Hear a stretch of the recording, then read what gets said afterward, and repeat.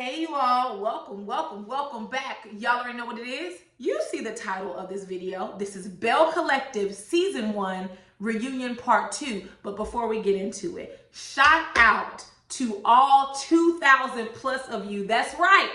We made it to 2,000 subscribers on YouTube. I am so excited and so elated to have you all join me. So shout out to all the newbies. Shout out to all my OGCs, all my OG contrarians who have been with me since I had 10 subscribers. I remember when I had 60 subscribers for the longest time. So shout out to all of you. Like, this channel is growing, and it's not because of me, it's because of y'all. So thank you so much. I really do thank God for putting y'all in my lives, because I have been wanting to do YouTube for a long time, like since I was in law school, but just time, place and everything like that. And then finally during quarantine, I was like, what else I got to do, and did it. So thank you all for joining me. I really do appreciate it. I know a lot of you all came from Scotty's panel on colorism. I really, truly enjoyed myself. I can't say enough about that panel. I was just so honored to be a part of such a beautiful and intelligent panel. I'm telling you all, like, I live for like dialogue and like deep discussions. Ask my husband. I always want to go deep, even when it's not that deep. And so I really, really enjoyed myself. Shout out to Scotty, because he did not have to invite me. I'm like a little grain of sand on YouTube, and he could have asked so many more people. And the fact that he thought to invite me, I definitely appreciate. So shout out to Scotty. Much love to him for that. Like, much love to him. But we are going to go ahead and get into Belle Collective. If you guys hear my dogs barking, it's because my husband is coming through the door. Is that you, David? It's him. This reunion, this part 2 was all over the place. So you all, this video shouldn't be no more than 15 minutes, because I just was in and out. Like, I was paying attention, but then I wasn't paying attention. Belle Collective, the reunions were not produced well. That's all I'm gonna say. I'm not gonna complain. So we pick up where we left off. Kaylin, listen, Kaylin's not being held accountable for her actions. She was not held accountable for that BS she pulled at LaTesha's brunch. And she wasn't held accountable for going to a blogger. And this whole story about, she wanted to get information so that she could be on the defense because Marie was coming for her. Like, she was going to fight her. Like, I don't know if that went under the radar for you all, but it was really disturbing to me to hear this racist woman on my TV say that she had to prepare just in case a black woman came for her. Like, if Marie did come for you, you totally deserved it. You completely 100% deserved it. And the fact that Latrice and Antoinette are friends with her and they think so highly of her, I already don't like Auntie Tom, but Latrice, it definitely, what does Kenya say? It definitely peppered my perception of Latrice. Like, I don't know what's in store for next season. Hopefully they do come back for a season 2. But this whole thing with Kaylin accusing Marie, saying that she has stolen federal money. Listen, y'all, I'm not telling you what I think. I'm telling you what I know. When you accept money from the government, you are audited annually. At minimum, twice. At minimum. And they audit with a fine-tooth comb. They leave no stone unturned. I'm telling you what I know. If Marie is stealing federal dollars, it will be uncovered and she will go to jail. So this whole discussion about what people think, excuse me, y'all, my hands are dry. I'm sorry, y'all, my hands are dry. This whole discussion about what Marie is stealing, what she could possibly steal, the government, let me tell you something, Uncle Sam don't play about his money. And when you steal it, they are coming for you, especially with that PPP loan. Do you guys realize how quickly a lot of people were arrested for spending the money on things that were not associated with their business? Do you all realize how quick of a turnaround that was? That's because the government does not play with their money. So if Marie is stealing, it will come out in the wash. I said it in the first part of the reunion, and I say it again. Egypt was overly thanking Kaylin. I don't know what we were thanking Kaylin for. It's called Auntie Tom, same person. I don't know what she was thanking Kaylin for. And then for Tamber to say, I did sympathize with you, but now I don't. What are we sympathizing with her for? Who has done something to Kaylin? Who? Like, okay, you all, I'm over it. I don't appreciate it. Kaylin wasn't here. Kaylin, whatever her dumbass name was, she was not held responsible for her behavior. I'm not sure why she was here, but it doesn't matter. Moving on. We get to the next segment, which is the segment with the husbands. It really wasn't much that we learned, you all. So we learned that Marie and Cedric are not married. Thank God. Thank God. That should make it easier for you, Marie. It was really weird because when Cedric came on stage, Marie was happier than a lark. She was smiling, she was giggling, she was falling all over him. I don't know why she lied about them being married, because on the show, she clearly said, we married, divorced, and remarried. So that explanation she gave where it was like, well, we were supposed to get remarried, but it didn't happen. Girl, thank God. Thank God you don't have no ties on, girl. Cut him loose and don't look back. I don't care about Cedric's sexuality. I don't care whether he gay, straight, or anything else. I don't care, right? Cedric is a few fries short of a Happy Meal, okay? He's special. I don't even know why she's with him. He's funny looking. He's odd. I don't know what she finds interesting about Cedric, but that's neither here nor there. He says he was in Aruba with a man. I don't get it. Marie says she is involved with someone else. Keep it moving. Cedric is not worth the time. We get to Glenn and LaTesha. We didn't really learn much, honestly. Early in the reunion, LaTesha said, oh, there is a baby. But they never specified whether the baby was his or not. I don't know. Quite frankly, I don't care. We get to Cliff and Latrice. Now, I know you all said that Egypt was a better reunion host on Love and Marriage Huntsville. And I've been watching Love and Marriage Huntsville from season 1. I just finished the 2 reunion episodes this morning. You're right. Egypt was a better host, but she definitely is not a good host. I think the difference with Love and Marriage Huntsville and Belle Collective is that Huntsville had far more material for Egypt to work with. Juxtapose that to Belle Collective, she didn't have a lot to work with. So part of it was because Egypt has poor hosting skills.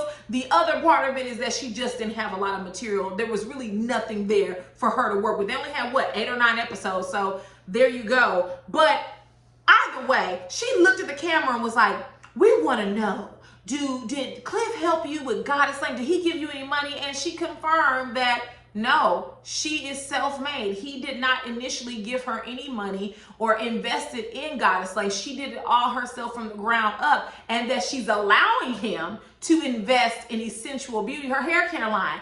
Egypt looks at the camera and go, I know the viewers want to know that. No, we did not want to know that. There were several other questions we wanted to know about, but not that. They didn't even talk about Latrice's family, her brother. There's so many other things they could have talked about this reunion, and they like literally touched on some things that happened during the season, and then everything else at the reunion had to deal with what happened outside of filming. Like, ain't nobody got time for that foolishness. Like, I just was really underwhelmed with this reunion part 2. So if it comes off that I was underwhelmed, I was. I'm looking at my notes. Nothing else we need to discuss when it comes to the husbands. Moving on. Oh, wait a minute. I do want to discuss something. Essie was brought out there, and Egypt asked Essie and Marie about this idea of them being soulmates. And I wish we didn't have such antiquated views on what being a soulmate is. You can have more than one soulmate, and your soulmate does not have to be someone you're in a relationship with. Soulmate is not synonymous with you having a sexual relationship with someone. This whole question about whether or not Essie is sexually attracted to Marie, she said, no, she's my sister. I have a husband. And so many people on Twitter were surprised by that. Just because you are overly protective of someone, just because you are concerned about their well-being, just because you want what's best for them, just because you all hang out a lot, that does not equate to you all having a sexual relationship. It doesn't. They have a business together. So not only are they good girlfriends, but they also are in business, which means that they are together probably 90 to 95% of the time. So they are together a lot. And that's even something Cedric said, like, I knew even before, you know, basically we got married that Essie was first. Not the way to run a marriage, but Essie seems to have Marie's back. And honestly, somebody gotta have black women's back. So why not Essie? Moving on. We get to the last segment because I'm not spending all day on this. I called it the Mean Girl segment, and here's why. There's this debate that Latrice and Antoinette are mean girls. Tamara was mainly quiet, but I feel like she views them similarly to how LaTesha and Marie views Latrice and Antoinette. Marie says that Auntie Tom doesn't have a mind of her own. I wouldn't say she doesn't have a mind of her own. I would say that Auntie Tom is fake. She says one thing to your face and another thing behind your back. And then while they were going back and forth, Antoinette goes, when you reference me as doctor. I'm the only doctor on this stage. And? Like, so what? Girl, this ain't Married to Medicine. Nobody give a damn that you're the only doctor on this stage. You being a dentist has nothing to do with anything. And this throwing it up in people's faces as that makes you better. I know plenty of people with PhDs. I know doctors. I know nurses. Okay, dentist, what does that mean? You're not any better than anyone because you are a dentist. Good for you. Great. We need more black dentists in the profession. But just because you're the only doctor on stage doesn't mean that means you're the best or the most educated or the most intelligent. And Marie even said it. I don't care. I'm not calling you doctor. I'm calling you Antoinette. And Marie is better than me because I would have said, girl, I'm calling you Auntie Tom. You're right. Dr. Auntie Tom. Girl, bye. Don't nobody give a damn about that. I'm the only dentist on this stage. I'm the only doctor on this stage. Girl, if you don't go and do a root canal and get the hell out of my face and stop playing with me. Anyways, we get to the part about LaTesha accusing Auntie Tom of attempting to flirt with Glenn. Or she did flirt with Glenn. So here's what I'm going to say. I'm going to preface this. I think I'm really firm on the fact that LaTesha and Latrice gossip to each other about their friends, which is a no-go. LaTesha is telling a little bit of Marie's business. Latrice is telling a lot of bit of Antoinette's business. The difference between LaTesha and Latrice is that LaTesha tells Marie what she is talking to Latrice about because Marie is her homegirl. So Marie knows everything. Latrice is going around spilling Antoinette's business to LaTesha, but she's not telling Antoinette that she's doing that. And how I know that is this. When LaTesha sat there and said Antoinette was flirting with my husband, just like she flirted with Glenn, Antoinette's neck whipped around. I'm telling you, I thought the wig was going to fall on the ground when she did it. She looked at Latrice like, oh, really? You spilling some tea. You telling my business. Apparently, LaTesha wasn't supposed to know that. So if the question is, do I believe that Antoinette flirted with Glenn? I'm going to say I don't know. And let me also say this. While I don't see her doing it, I don't put anything past anyone. Just because she's a dentist and she's cute doesn't mean that she couldn't flirt with Glenn. Glenn is not an ugly man, right? He's not unattractive. He's not my type of hot, right? He don't tickle my pickle any, but he's not ugly. Like I wouldn't look at Glenn and go, ugh. You know, I wouldn't, not at all. So I wouldn't underestimate that a woman could flirt with Glenn, even Dr. Auntie Tom, right? What Latrice said was that all of them were drunk. She didn't give any specifics. She didn't say where they were at, what happened, nothing, just they were drunk. She says that her husband, when he gets drunk, he misconstrues things.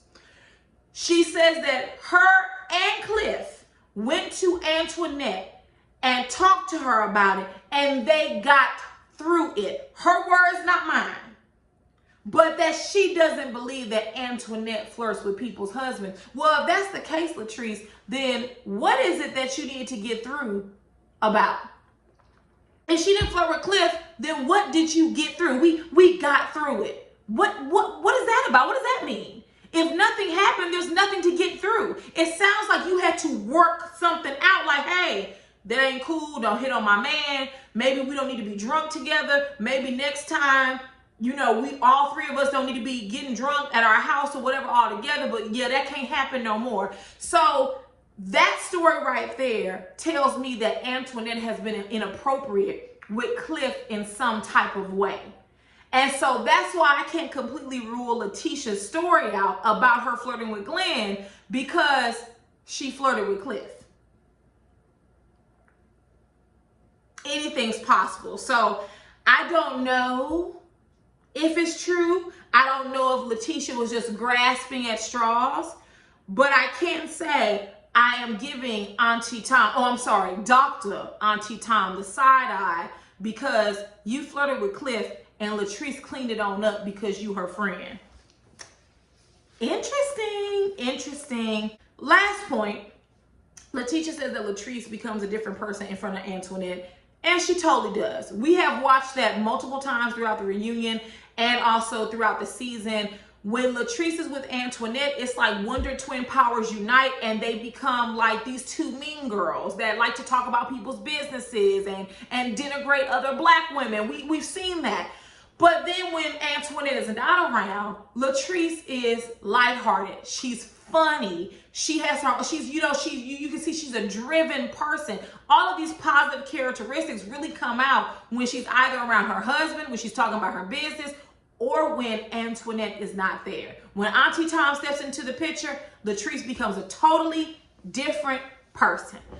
So to end this, Egypt asked them what's next, and basically they all are focused on family and business. And you all, with that, there is nothing else.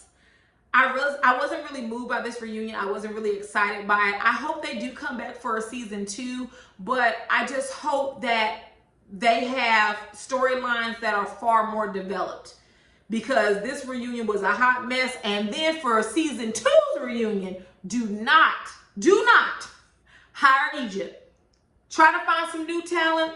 Try to do something else. I don't want Carlos King as the reunion host. I don't want him either. Try to find someone different, because the right questions were not asked. There was no follow-up that happened, and also it was edited poorly. But we're done with Belle Collective, you all, so onward to a different show. I hope you all enjoyed it. Let me know what you all thought of part 2. I could have missed something, but I doubt it. All right, you all. I will talk to you all later. Bye. Mwah. Bye, guys.